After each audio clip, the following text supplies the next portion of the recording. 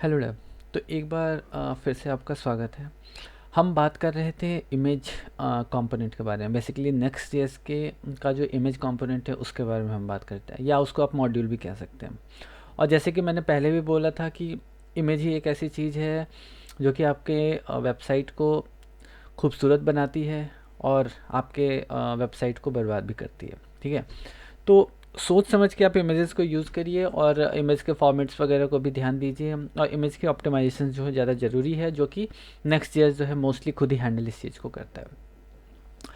तो नॉर्मली एक बार हम रिव्यू कर लेते हैं। बेसिकली लास्ट टाइम जो हमने बात किया था कि हमारा जो कभी भी हम इमेज कंपोनेंट को हम यूज़ करते हैं तो तीन जो इसके पैरामीटर्स है वो रिक्वायर्ड है, जिसमें सोर्स, ठीक है, विड्थ और हाइट। ठीक है, सोर्स में जैसे कि आप यहाँ पे देख रहे हैं कि हम क्या कर रहे हैं कि हम यहाँ पे प्रोवाइड कर रहे हैं एक एप्स, यहाँ पर रिलेटिव यूआरएल प्रोवाइड कर रहे हैं। ठीक है, relative URL in the sense कि यहाँ पे जो यूआरएल है, अगर आप इस यूआरएल को देखें तो ये यूआरएल जो है जब आप इसको अपने पेज पे हिट करेंगे तो ये क्या करेगा, आपके डोमेन के इमेज डायरेक्टरी में से ये इसको सर्च करेगा। ठीक है, तो ये जो है आपका रिलेटिव यूआरएल है। बेसिकली रिलेटिव इतना पाथ जो है यहाँ पे जो दिया गया है ये रिलेटिवली यहाँ पे वर्क करता है। तो कभी भी अगर आप रिलेटिव यूआरएल यहाँ पे यूज़ कर रहे हैं या आप एब्सोल्यूट यूआरएल यूज़ कर रहे हैं, absolute URL in the sense कि अगर आप पूरा यूआरएल देते हैं, जैसे कि xyz.com स्लैश इमेजेस स्लैश लोगो, ठीक है, तो ये हो गया पूरा का पूरा आपका एब्सोल्यूट यूआरएल। ठीक है, कि तो वहाँ पर जाकर उसको कुछ सर्च नहीं करना है, वो डायरेक्टली जो है पर्टिकुलर उस डोमेन पे जाएगा, उस डोमेन से उस डायरेक्टरी के अंदर जो भी इमेज होगा वो इमेज को यहाँ पर शो कर देगा। तो जैसे भी अगर आप यहाँ पे जैसे यहाँ पे कोई इमेज आप यूज़ करते हैं, एब्सोल्यूट या रिलेटिव इमेज जो यूज़ करते हैं, तो यहाँ पे आपको पाथ जो देना होता है वो आप एज ए स्ट्रिंग यहाँ पे देंगे। यहाँ पर जैसे कि आप देख रहे हैं ना स्ट्रिंग, ये स्ट्रिंग वैल्यू जो है आप डायनेमिकली भी दे सकते हैं एज़ पर योर रिक्वायरमेंट। जैसे कि आप स्लाइडर्स बना रहे हैं तो वहाँ पर भी आप इन इमेजेस को यहाँ पर यूआरएल जो है आप प्रोवाइड कर सकते हैं, डायनेमिकली भी दे सकते हैं, बट ये वैल्यू जो होगा वो एज ए स्ट्रिंग वैल्यू होगा। तो जैसे कि आप यहाँ पे देख रहे हैं कि मैंने स्ट्रिंग वैल्यू यहाँ पे इसको प्रोवाइड किया है। तो कभी भी आप एब्सोल्यूट या डायनेमिक सॉरी एब्सोल्यूट या रिलेटिव पाथ अगर आप यहाँ पर दे रहे हैं, ठीक है, वो स्टैटिक पाथ अगर आप यहाँ पे दे रहे हैं तो आपको उसका विड्थ और हाइट देना पड़ता है।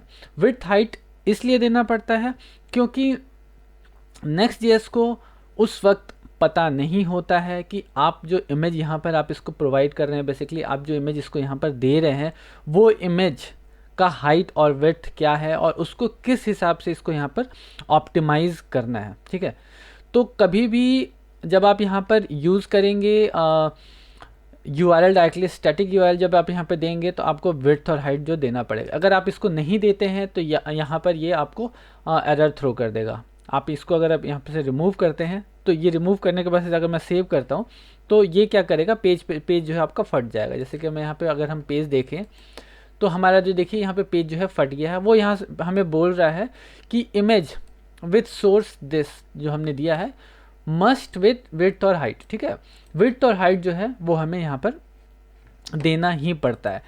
तो इसको मैं कंट्रोल जेड करता हूँ, सेव करता हूँ। ठीक है, अब हम अब पेज पे अपने जाते हैं तो यहाँ पे देखिए कि इमेज जो है यहाँ पर लोड हो रहा है, प्रॉपर यहाँ पर लोड हो रहा है जैसे कि हमने वहाँ पे दिया था। ठीक है, अब बात करते हैं कि जो स्टैटिकली इंपोर्ट की बात करते हैं। ठीक है, तो जैसे कि पहले भी मैंने बोला है कि यहाँ पर जब आप डायरेक्टली पाथ देंगे तो पाथ देने के केस में आप वहाँ पर हाइट और विड्थ देंगे।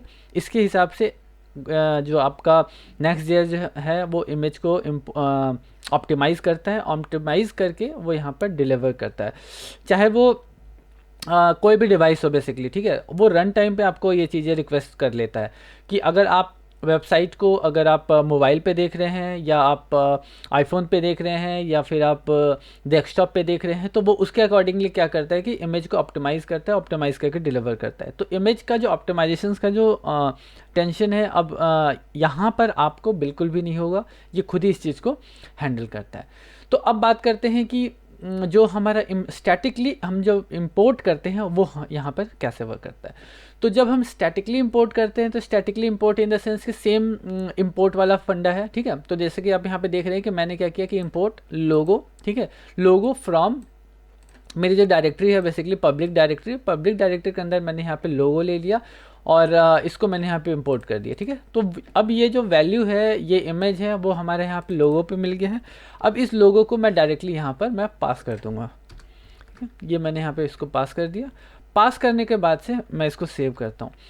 अब जिस केस में जब हम स्टैटिकली इंपोर्ट करते हैं कभी भी कोई इमेज को, ठीक है, तो इस केस में Next.js को ये पता होता है कि एक्चुअल में जो इमेज है उसका डायमेंशन क्या है, ठीक है। तो इस केस में हमें यहाँ पर विड्थ और हाइट देने की ज़रूरत नहीं होती है। जब आप स्टैटिकली इंपोर्ट करेंगे कोई भी इमेज जो है, स्टैटिकली अगर इंपोर्ट करते हैं तो उस केस में आपको यहाँ पर विड्थ और हाइट देने की ज़रूरत नहीं पड़ती, क्योंकि जब आप बिल्ड रन करते हैं, बेसिकली जब आप अपना पेज Next.js का जब बिल्ड रन करते हैं, npm रन बिल्ड करते हैं, तो उस टाइम में ये उस चीज़ को चेक करता है और आपके सारे डायरेक्टरीज को चेक करता है, आपके सारे URLs को चेक करता है, और चेक करने के बाद से वो फिगर आउट कर लेता है कि आप जो इमेज यहाँ पे प्रोवाइड कर रहे हैं वो इमेज का साइज़ क्या है। तो मैं इसको सेव करता हूँ। सेव करके अगर आपको दिखाऊँ तो आप यहाँ पे देखिए कि मेरा इमेज जो है प्रॉपर लोड हो रहा है, ठीक है। प्रॉपर डायमेंशन सब कुछ ठीक ठाक है, यहाँ पे प्रॉपरली लोड हो रहा है। तो इस तरीके से जो है आप स्टैटिकली जो है किसी भी इमेज को इंपोर्ट करके यहाँ पर यूज़ कर सकते हैं। अगर वो ना करना चाहें तो आप इस यहाँ पर एब्सोल्यूट या रिलेटिव पाथ भी आप यहाँ पर दे सकते हैं, ठीक है। तो बैक टू एब्सोल्यूट, ठीक है। तो एब्सोल्यूट इन द सेंस कि अब यहाँ पर ये यहाँ पर लोड हो रहा है, ठीक है। अब दूसरी बात आती है कि अगर आप कभी भी कोई इमेज किसी डिफरेंट डोमेन से अगर आप लोड कर रहे हैं, different domain in the sense कि आपका जो वेबसाइट है वो google.com पे है और आप जो है facebook.com से इमेज को इंपोर्ट करना चाहते हैं, ठीक है। तो कभी भी ऐसा केस आए तो आप वो पूरा का पूरा पाथ आपको यहाँ पे प्रोवाइड करना पड़ेगा। प्लस आपको Next.js को ये भी बताना होगा कि आप जो है जो इमेज यहाँ पर इंपोर्ट कर रहे हैं, एक्चुअली जो इमेज जो यहाँ पर आप यहाँ पे शो करना चाहते हैं वो इमेज पर्टिकुलर किस डोमेन से आप पुल कर रहे हैं, ठीक है। अगर आप इसको पुल नहीं करते हैं, अगर आप उसको नहीं बताते, देखिए ऐसे कोई प्रॉब्लम नहीं होती है, आप यहाँ पर दे सकते हैं। हाँ, ये आपको भरोसा होना चाहिए कि आप जिस डोमेन से इमेज को पुल कर रहे हैं वो इमेज जो है रिलायबल है आपके लिए, ठीक है। आपको इस चीज़ की पूरी जानकारी होनी चाहिए, नहीं तो कहीं ना कहीं कुछ प्रॉब्लम्स आ सकती हैं, आपका वेबसाइट जो है हैक हो सकता है या कुछ प्रॉब्लम्स क्रिएट हो सकती हैं। तो Next.js इस चीज़ को कहता है कि अगर आप कोई भी इमेज किसी पर्टिकुलर किसी दूसरे डोमेन से अगर आप पुल कर रहे हैं तो उसके लिए आपको इसका इन्फॉर्मेशन जो है Next.js को देना पड़ता है, ठीक है। तो Next.js को इसकी इन्फॉर्मेशंस देने के लिए आपका यहाँ पर एक होता है आपका next.config.js, ठीक है। next.config.js के अंदर आपको इसको इन्फॉर्म करना पड़ता है। कैसे इन्फॉर्म करना पड़ता है, जैसे कि मॉड्यूल, आपको यहाँ पे लिखना पड़ेगा मॉड्यूल डॉट एक्सपोर्ट, ठीक है। एक्सपोर्ट में आपको यहाँ पे देना पड़ेगा इमेजेस, ठीक है। इमेजेस के अंदर आपको यहाँ पे देना पड़ेगा डोमेन्स बेसिकली, ठीक है, डोमेन्स। और डोमेन्स में आपको यहाँ पे पास देना पड़ेगा इसको एरे एक्चुअली, ठीक है। डोमेन्स इसलिए क्योंकि हो सकता है कि आप कोई भी इमेज जो है आप मल्टीपल डोमेन से इमेजेस को यहाँ पर पुल कर रहे हैं, तो अगर आप जिस भी डोमेन से आपको यहाँ पे लेना है उसका यहाँ पर डोमेन देना पड़ेगा। जैसे कि मान लीजिए कि आप गूगल से उठा रहे हैं, ठीक है, कोई भी वेबसाइट से उठा रहे हैं, तो आप उसको जो है यहाँ पर प्रोवाइड कर सकते हैं, ठीक है।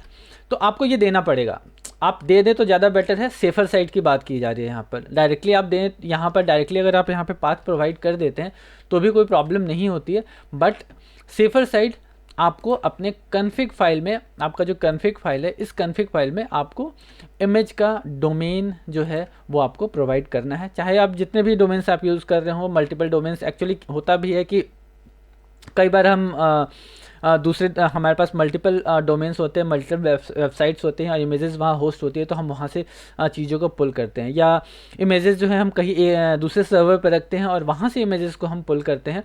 तो आईपी एड्रेसेस भी होते हैं, तो व्हाटएवर लाइक डोमेन हो या आपका कोई आईपी एड्रेस हो, तो वो चीज़ें जो है आपको यहाँ पर एक्सपोर्ट में आपको प्रोवाइड करना पड़ता है, तभी जो है आप सेवर साइड इस चीज़ को लेके चल पाएंगे। तो उम्मीद करता हूँ जानकारी पसंद आई हो, तो वीडियो को लाइक और चैनल को सब्सक्राइब करना ना भूलें।